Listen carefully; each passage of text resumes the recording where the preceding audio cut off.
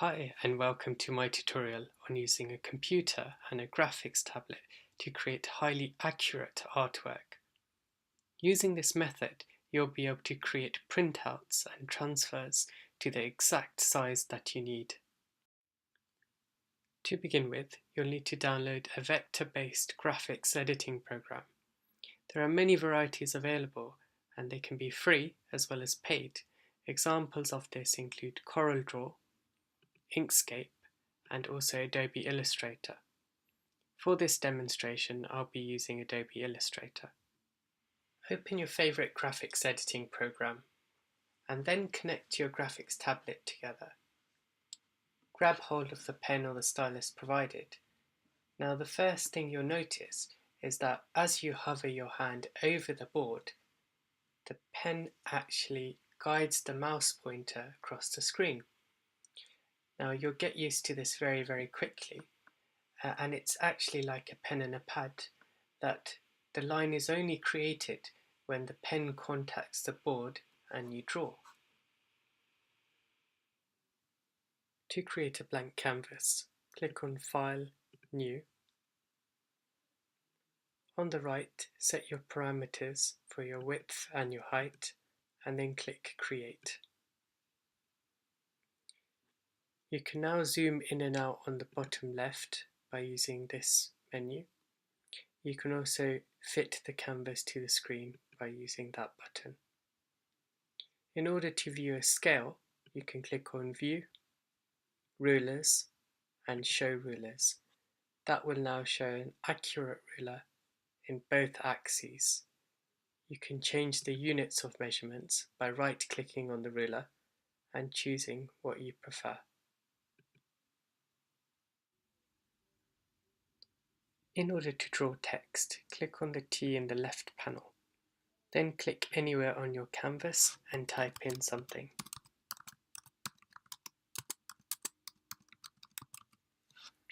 Depending on which font you choose, you'll have an option to change each of the letters to a different style.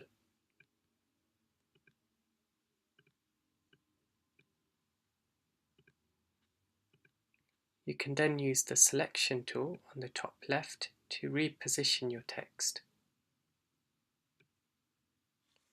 You can also use the resizing edges to change the shape and size of your text. Next, I'll show you how to draw lines.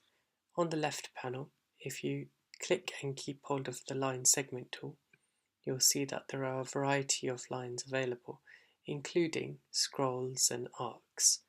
I'll show you how to draw straight lines.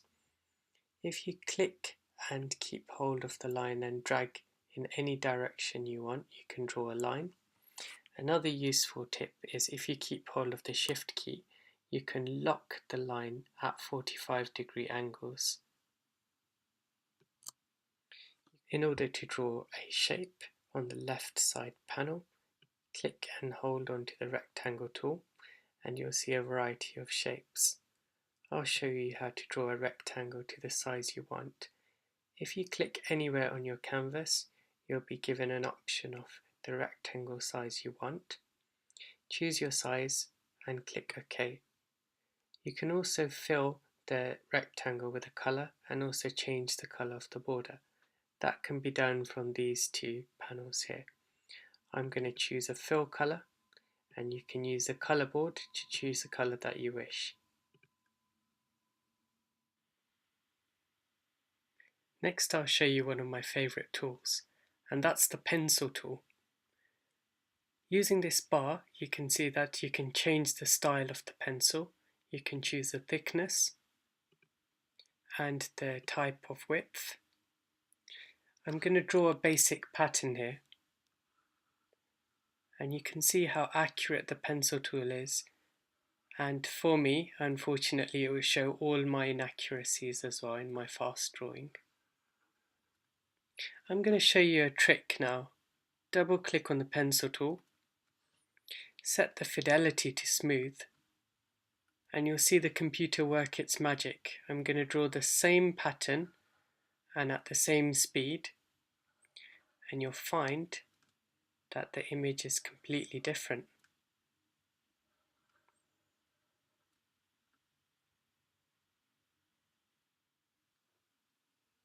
Another great benefit of using the computer is that you can actually manipulate any of the lines that you've drawn. I'll give you an example.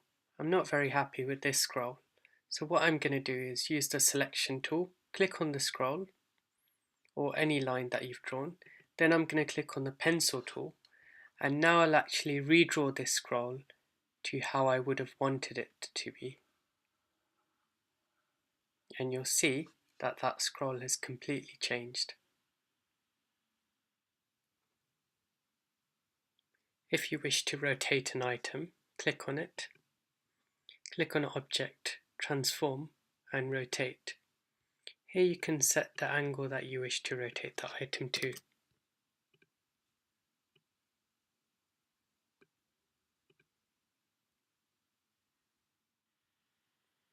Remember that when you do your transfer, your image needs to be inverted.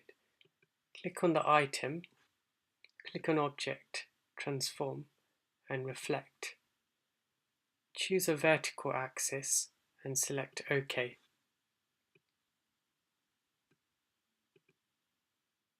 Finally, I'd like to draw your attention towards layers.